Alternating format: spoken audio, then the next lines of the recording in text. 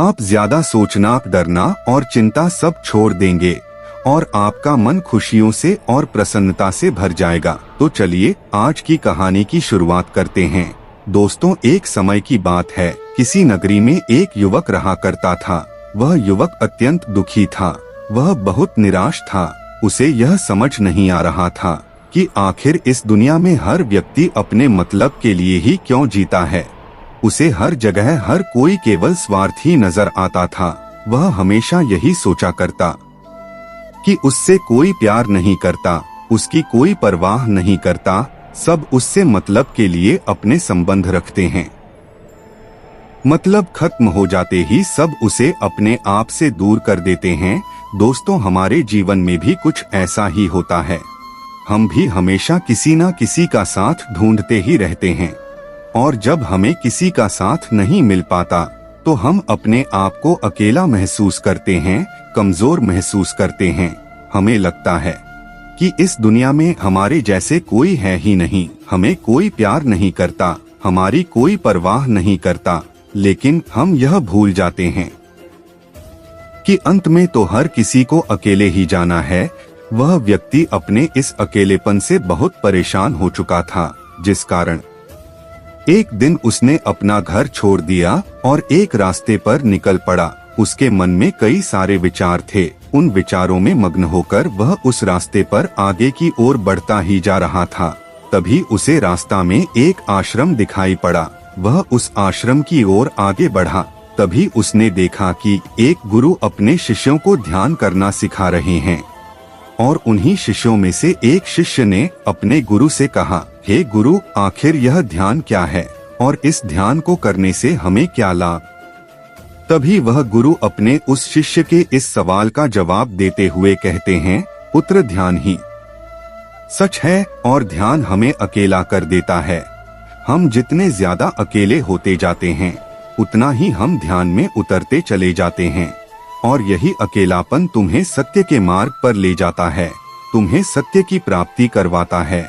वह युवक आश्रम के बाहर खड़े होकर यह सब कुछ देख रहा था, सुन रहा था। जैसे ही उसने उन गुरुवर के मुख से यह सारी बातें सुनी, वह दौड़ा दौड़ा उन गुरुवर के पास आया और कहने लगा है, गुरुवर, यदि ध्यान हमें अकेला कर देता है तो इसका मतलब यह हुआ कि मैं इन सब चीजों में श्रेष्ठ हूँ। आप तो ध्यान का सहारा लेकर अकेले होते हैं, लेकिन मैं तो ऐसे ही अकेला हूँ। मेरा ऐसा कोई नहीं है जिसे मैं अपना कह सकूं, जो मेरी परवाह करता हो, जो मेरा ख्याल रखता हो, और मैं अपनी राह पर अकेला ही चलता चला जा रहा हूँ। उस व्यक्ति की यह सारी बातें सुनकर उन गुरुवर ने उस व्यक्ति को ध्यान पूर्वक देखा और उसके बाद उससे कहते हैं, भंगले, अगर तुम अकेले हो तो तुम्हारे पीछे तुम्हारा पूरा परिवार, तुम्हारे मित्र, तुम्हारे शत्रु, तुम्हारे सगे संबंधी, इन सबको लेकर तुम कहाँ जा रहे हो?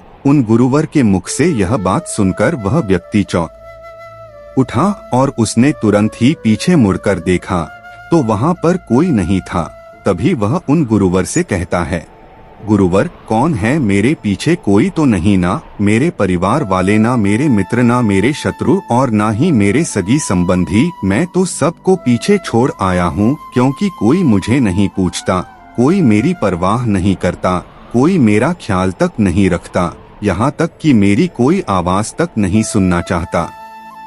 लेकिन जब किसी के ऊपर कोई समस्या आती है तो वह मुझे अवश्य याद करता है, पर बाकी समय पर वह मुझे पूछते तक नहीं, उन्हें यह तक खबर नहीं होती कि मैं किस हाल में हूँ, मैं जिंदा भी हूँ या नहीं। उन सबको इन सब चीजों से कोई फर्क नहीं पड़ता। उन गुरुवर ने उस व्यक्ति की यह सारी बातें ध्यान पूर्वक सुनी और उसके बाद उस युवक से कहते हैं, भंगले, तुम सही कह रहे हो, लेकिन जब तक तुम इन सभी को छोड़कर नहीं आते तब तक तुम भला अकेले कैसे हो सकते हो? वह व्यक्ति एक बार फिर से आश्चर्यचकित होकर पीछे मुड़कर देखता है और फिर उन गुरुवर से कहता है, हे गुरुवर, यहाँ पर तो कोई नहीं है, मैं अकेला ही यहाँ पर आया हूँ। लग रहा है कि आप मेरा मजाक उड़ा रहे हैं।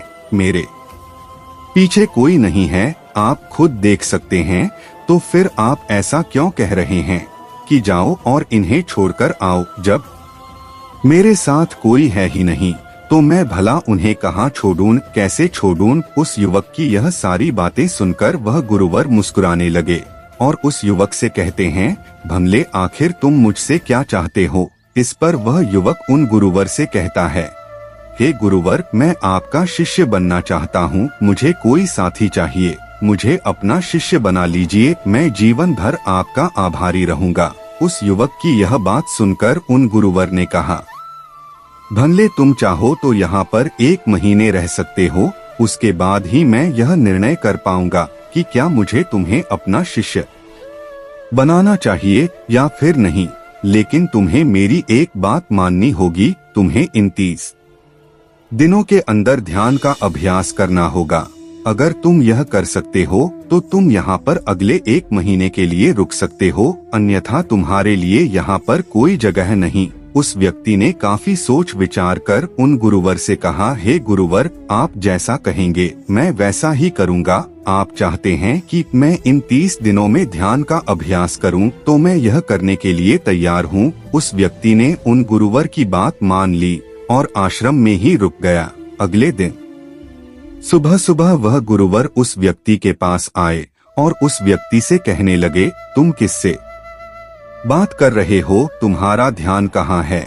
इस पर वह व्यक्ति जवाब देते हुए कहता है, हे गुरुवर, मेरे साथ तो कोई नहीं है, मैं भला किससे बात करूंगा, मैं तो अकेला हूँ। तभी वह गुरुवर उस व्यक्ति से कहते हैं, ठीक है, लेकिन अब ध्यान लगाओ, क्योंकि तुमने मुझे वचन दिया था कि इन 30 दिनों में तुम ध्यान का अभ्यास करोगे। उन गुरुवर के कहने पर वह व्यक्ति ध्यान करने बैठ जाता है, लेकिन पहले दिन उसे ध्यान करने में बहुत तकलीफें आती हैं, बहुत सारी परेशानियों का सामना करना पड़ता है, यहाँ तक कि वो ढंग से लगातार बैठ भी नहीं पा रहा था। उसके पैर मानो शन से हो जाते और उसका पैर मानो काम करना ही बंद कर देता। यह सारी बातें वह गुरुवर देख रहे थे। तभी उन गुरुवर ने उस व्यक्ति से कहा, तुम जितना देर चाहो उतना देर बैठ सकते हो, यह ऐसा कोई जरूरी नहीं है कि तुम एकाएक लगातार बैठे ही रहो। यदि तुम्हें थोड़ी तकलीफ है तो तुम उठ सकते हो, टहल सकते हो और फिर आकर बैठ सकते हो। इतना कहकर वह गुरुवर वहां से चले गए। अगले दिन सुबह सुबह फिर वह उस व्यक्ति के पास आए और उस व्यक्ति से कहने लगे, भंते कौन है, किससे बातें कर रहे हो, कोई आया है क्या। उन गुरुवर की इस बात का जवाब देते हुए वह व्यक्ति उन गुरुवर से कहता है, हे गुरुवर, यहाँ पर तो कोई नहीं है, आप खुद देख लीजिए, मैं भला किससे बातें करूँगा।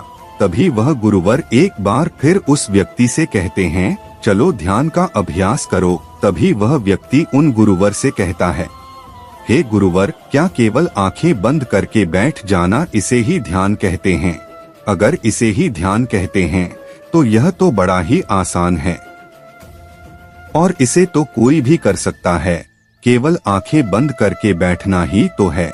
इसका जवाब देते हुए वह गुरुवर उस व्यक्ति से कहते हैं, भंते केवल आंखें बंद करके बैठ जाना इसे ध्यान नहीं कहते। ध्यान करने के लिए तुम्हें अपने मन को एकाग्र करना होगा, अपने मन को किसी एक चीज पर लगाना होगा। वह कोई भी चीज हो सकती है, कोई आवाज या तुम्हारे भीतर से आने वाली यह सांसें, इन सांसों के अंदर और बाहर होने की आवाज। तुम ऐसी किसी भी चीज पर ध्यान लगा सकते हो जो लगातार वर्तमान समय में घट रही है, ताकि तुम्हारा पूरा ध्यान उस चीज पर एकाग्र हो और तुम्हारा ध्यान कहीं भी भटके नहीं, जिस कारण तुम उस पर ध्यान लगा पाओगे।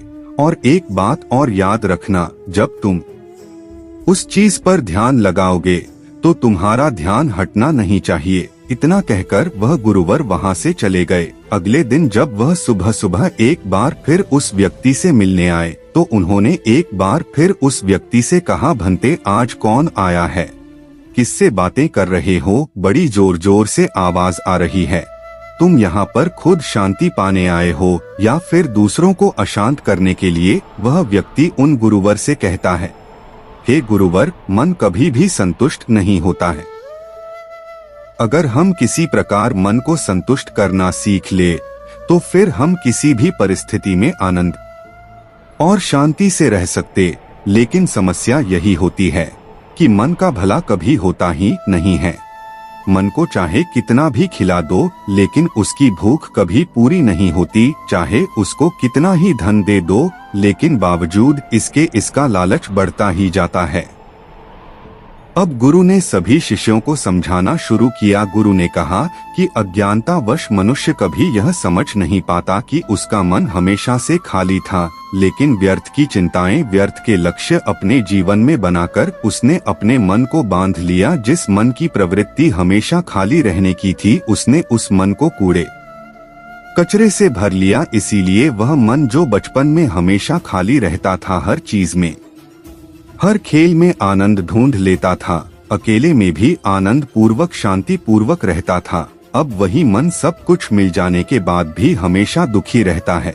लेकिन अगर इंसान सिर्फ वर्तमान में रहना सीख ले, सिर्फ इतना सा होश प्रकट कर ले कि उसे हमेशा वर्तमान में रहना है, ना तो भविष्य की कल्पनाओं में, ना अतीत की यादों में, सिर्फ वर्तमान में, सिर्फ इस एक सूत्र से वह अपने पूरे जीवन को बदल सकता है। वर्तमान में रहकर सभी सूक्ष्म सुविधाओं का भोग करना, पूर्ण होश के साथ, पूर्ण आनंद के साथ हर एक चीज का भोग करना, सिर्फ यही जीवन को सुखी बना सकता है।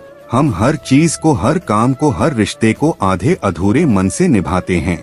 जैसे कि खाना खाते समय हमारा दिमाग कहीं रहता है, हमारा शरीर कहीं रहता है, और इसीलिए जब शरीर और मन में दूरी पैदा होती है तो उससे तनाव पैदा होता है।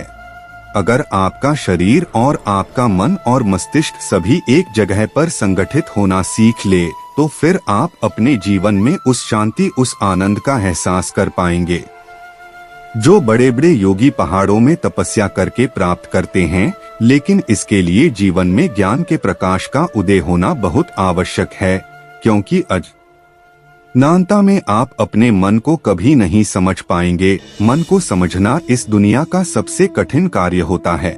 अगर आप अपने मन को जबरदस्ती वर्तमान में खींच कर लाने की कोशिश करेंगे तो आप बहुत जल्दी परेशान हो जाएंगे। यह कार्य बड़े धीरे धीरे, बड़ी निष्ठा और प्रेम के साथ किया जाता है, बड़े संयम के साथ किया जाता है। अगर आप इसको जबरदस्ती करने की कोशिश करेंगे तो आप तनाव में आ जाएंगे, आप बहुत जल्दी हार मान लेंगे। इसलिए कदम कदम पर आगे बढ़ा जाए तब मंजिल सामने ही है। और यह कहकर गुरु ने सभी शिष्यों से कहा कि अब हम ध्यान करेंगे। ध्यान करने से मनुष्य का मन, उसका मस्तिष्क से वह उस आनंद और शांति का अनुभव कर पाता है जो सांसारिक वस्तुओं में कहीं नहीं, वर्तमान में स्थापित होना सीख जाता है। धीरे धीरे प्रतिदिन ध्यान का अभ्यास करने मिलता जो किसी भौतिक सुख सुविधा में नहीं मिलता। और इसके बाद सभी शिष्य अपने गुरु के मिलता, और इसके बाद सभी शिष्य अपने गुरु के साथ ध्यान में लीन हो गए। दोस्तों, मैं उम्मीद करता हूँ कि यह कहानी सुनने से आपके जीवन में अच्छे बदलाव आए होंगे। दोस्तों, वीडियो से कुछ सीखने को मिला हो तो वीडियो को लाइक और चैनल को सब्सक्राइब कर बेल आइकन दबा ले। जल्दी मिलते हैं अगले वीडियो के साथ, तब तक के लिए धन्यवाद। आपका दिन शुभ हो।